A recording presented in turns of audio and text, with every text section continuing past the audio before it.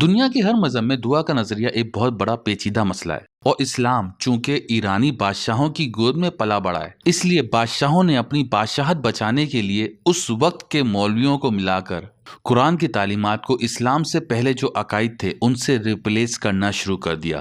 اس کا نتیجہ یہ ہوا کہ آج کے مسلمان اور ہمارے علماء بھی اس حوالے سے کوئی منطقی جواب نہیں دے پاتے، کیونکہ دعا کا یہ نظریہ کہ اللہ سے مانگو، اللہ ہر انسان کی سنتا ہے، اللہ ہی دیتا ہے، اللہ ہی سب کچھ کرتا ہے، یہ نظریہ تقدیر اور قسمت کے نظریے سے ٹکراتا ہے۔ جہاں یہ کہا گیا کہ یہ جو تخت پہ بیٹھے ہیں یہ بادشاہ ہیں، تم غریب ہو، تم رعایا ہو، یہ اللہ کی مرضی ہے، یہ اللہ کی تقدیر ہے، لکھے ہوئے کو کون ٹال سکتا ہے؟ اللہ نے ہر انسان کی تقدیر پہلے سے ہی لکھ دی ہے، تو پھر جب ہر چیز اللہ نے پہلے ہی سے لکھ دی تو پھر دعا کا کیا رول ہوا؟ کیا ہماری دعاؤں سے اللہ ہماری وہ تقدیر جو اس نے پہلے لکھ دی تھی اس کو بدل دے گا؟ یہ ایسے سوالات ہیں جس کا جواب مذہب کے پیشواؤں سے نہیں مل سکتا۔ یہ اس لیے کہ تقدیر اور دعا کے یہ نظریات انسانوں کے خود ساختہ ہیں۔ یہ نظریات و عقائد اللہ نے نہیں دیے بلکہ انسانوں نے بنائے، اور جو چیز بھی انسانوں کی خود ساختہ ہوتی ہے اس میں اختلافات ہوتے ہیں۔ یہی قرآن کا دعویٰ ہے کہ قرآن انسان کا بنایا ہوا ہوتا تو اس میں اختلافات ہوتے۔ نظریات و عقائد جو قرآن میں دیے ہوئے ہیں وہ آپس میں ٹکرا رہے ہوتے، مگر ایسا کچھ بھی نہیں ہے قرآن کے اندر۔ حضرت عمر رضی اللہ تعالیٰ عنہ جب خلیفہ بنے تو آپ نے فرمایا کہ اے لوگوں، یاد رکھو مجھے اس لیے خلیفہ بنایا گیا ہے کہ میں تمہاری دعاؤں کو خدا تک پہنچنے سے روک سکوں۔ کتنی عظیم شخصیت تھے حضرت عمر، جنہوں نے ایک اسٹیٹمنٹ میں پورا قرآن واضح کر دیا۔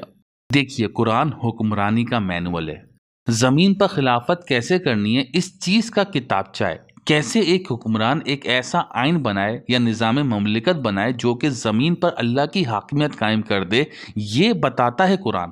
اور اللہ سے مراد ہے اللہ کی صفات، کیونکہ اللہ نے اپنے بارے میں ہمیں جو بتایا وہ صرف اس کی صفات۔ تو اللہ کی حکمرانی میں آپ اللہ کو ریپلیس کر دیں اللہ کی صفات سے، تو مطلب ہوگا اللہ کی صفات کی حکمرانی، اللہ کی صفات کی حکومت زمین پر قائم کرنا۔ اور یہ وہ علم ہے جو قرآن اپنے اندر رکھتا ہے۔ اور یہ نظام کیسے قائم ہوتا ہے اس پر میں ایک مکمل تفصیل سے ویلاگ بنا چکا ہوں۔ بادشاہوں نے دعا کے معنی بنا دیے مانگنا، تو اب ہم ہاتھ اٹھا کے مانگ رہے ہوتے ہیں۔ مذہبی پیشواؤں نے پھر اس دعا میں پرستش کا تڑکا ایڈ کر دیا۔ تو کسی مذہب کو دیکھ لو، دعا سے پہلے پرستش کا ایک عمل ہوگا، یعنی کہ اللہ کا پتہ نہیں کیسا موڈ ہو تو اس موڈ کو اچھا کرنے کے لیے تھوڑی پرستش کر لی جائے اور پھر اپنا مدعا بیان کیا جائے، یعنی کہ پریئر کی جائے، پرارتھنا کی جائے یا دعا کی جائے۔ اس پریکٹس میں اگر آپ دیکھیں تو آپ کو صاف نظر آتا ہے کہ اللہ کو بھی اسی روپ میں دکھایا جا رہا ہے جس روپ میں انسان زمین پر ایک بادشاہ کو دیکھتا ہے۔ بادشاہ چونکہ زمین پر ایک بہت بڑی طاقت رکھتے تھے، ویسا ہی روپ مذہب کے پیشواؤں نے خدا کا بنا دیا۔ یہ ہزاروں سال پرانے انسانوں کی خود ساختہ بنائی ہوئی چیزیں اور عقائد ہیں۔ قرآن کا دور دور تک اس طرح کے عقائد اور نظریات یا پرستشوں سے کوئی تعلق نہیں۔ قرآن کے حساب سے دعا کے معنی ہے پکارنا۔ اللہ کہتا ہے مجھے پکارو، میں تمہاری پکار سنتا ہوں اور میں جواب دیتا ہوں۔ اب آپ مجھے بتائیے کہ آپ آج کسی جگہ جا رہے ہوں اور آپ کو راستہ نہیں پتا ہو یا بھٹک گئے ہوں، تو آپ کیا کریں گے؟ اپنی مدد کے لیے کس کو پکاریں گے؟ آج کے دور میں آپ گوگل کو پکاریں گے، تو گوگل کو کیسے پکاریں گے؟ کیا آپ لیری پیج کو کال کریں گے جو کہ گوگل کا مالک ہے اور بولیں گے ہے Larry, I am stuck in the middle of this street? آپ ظاہر سی بات ہے گوگل میپ کھولیں گے اور اپنی مدد آپ کے تحت اس میں سے رہنمائی لیں گے۔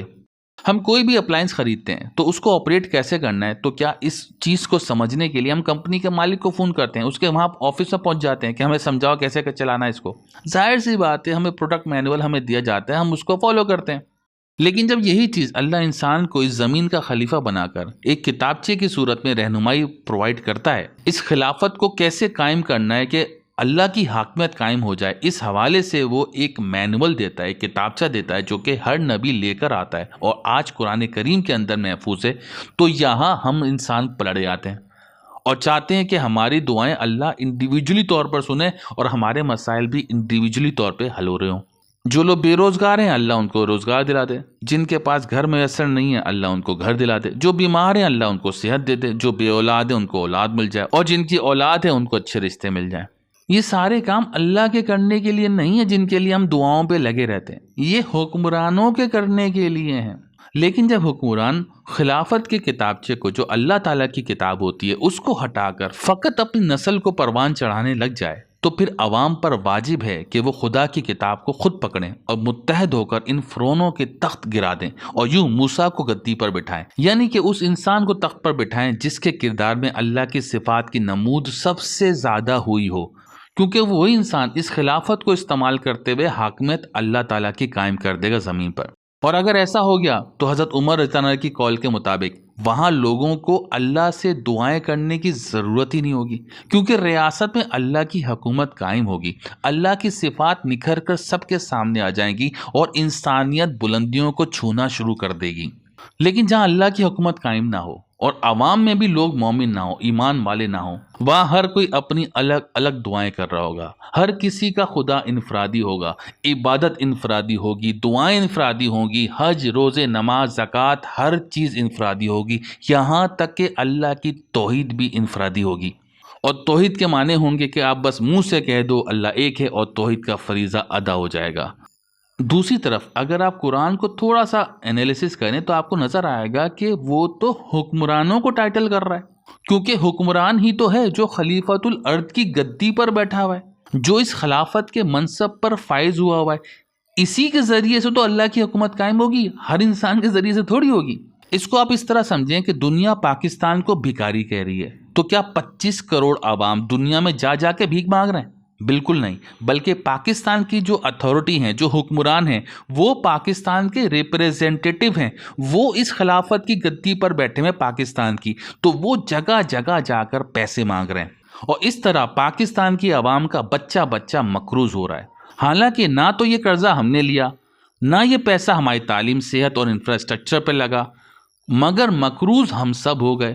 اب 100 روپے کا پیٹرول ہم 350 میں خریدیں گے، کیونکہ 250 روپیہ ہر لیٹر پیٹرول پر ہمیں اس قرضے کی مد میں ادا کرنا ہے جو ہم نے کبھی نہ لیا نہ استعمال کیا۔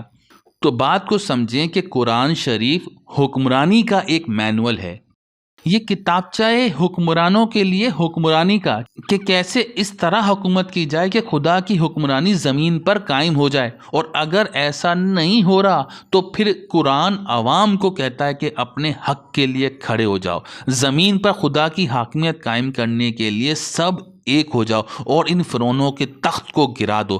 ایسا کرنے میں تمہاری جان بھی جا سکتی ہے، تو سن لو، زندگی اور موت میں دیتا ہوں۔ تمہیں پہلی زندگی بھی تمہاری اپنی مرضی سے نہیں ملی تھی، میرے احکامات کے مطابق ملی تھی، میں نے جو قانون بنایا زندگی کا اس کے مطابق ملی، تو اس زندگی کا دوسرا لیول بھی میرے قانون کے حساب سے ملے گا، جو میرے احکامات پر چلے گا اسی کو دوسری زندگی ملے گی۔ تو یہ فرعون تمہارے جسم کو مار سکتے ہیں لیکن تم سے زندگی نہیں چھین سکتے۔